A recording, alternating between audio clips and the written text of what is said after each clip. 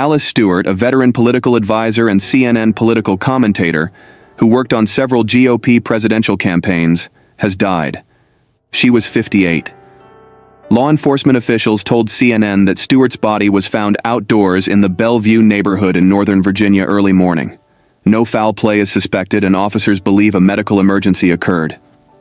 Stewart was born on March 11, 1966 in Atlanta. Stewart started her career as a local reporter and producer in Georgia before moving to Little Rock, Arkansas, to be a news anchor. She told Harvard International Review. She went on to serve as the communications director in then Arkansas Governor Mike Huckabee's office before assuming a similar role for his presidential run in 2008. She also served as the communications director for the 2012 Republican presidential bids of former Minnesota Rep. Michelle Bachmann and then former Pennsylvania Senator Rick Santorum, also a former CNN commentator. Most recently, Stewart was the communications director for Texas Senator Ted Cruz's 2016 GOP presidential campaign. CNN hired Stewart as a political commentator ahead of the 2016 election, and she appeared on air frequently to provide insight on the political news of the day.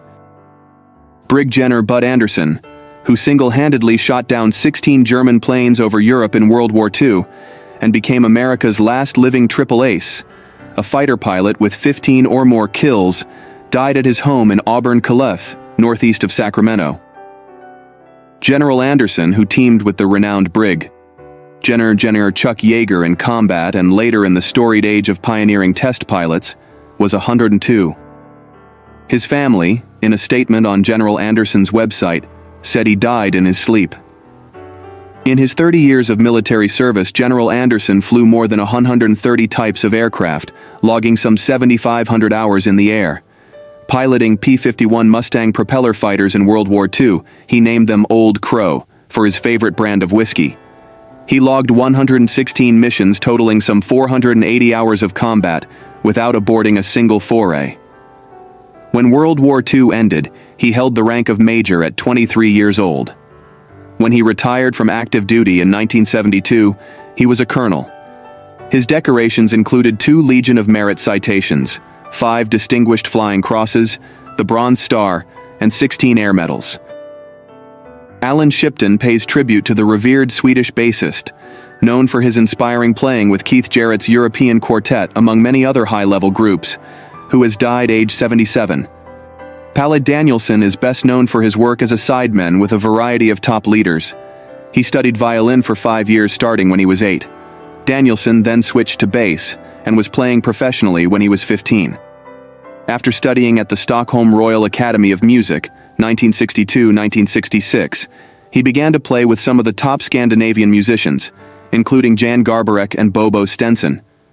When American jazzmen passed through his country, they often asked for Danielsson. He worked with Bill Evans, George Russell, Ben Webster, and Charlie Shavers. He gained fame for being part of Keith Jarrett's European Quartet, 1974-1979, a group that also included Jan Garbarek. Danielsson has also toured and recorded with Charles Lloyd, early 80s, Michelle Petrucciani, and Kenny Wheeler. Sir Tony O'Reilly, a former Irish international rugby player and one of the country's leading businessmen, has died aged 88. Sir Tony, who was also a media magnate, died in St. Vincent's Hospital in Dublin.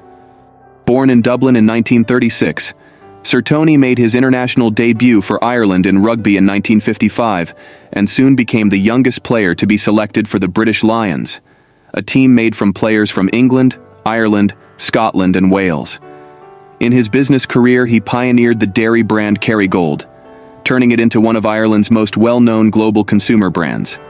Sir Tony later became the chairman of the food giant Heinz, and in 1973 took control of independent newspapers, publisher of the Irish Independent, Sunday Independent, and Evening Herald. He was also known for his philanthropy, setting up the Ireland Funds, which gave money from U.S. donors into reconciliation projects around the Irish border.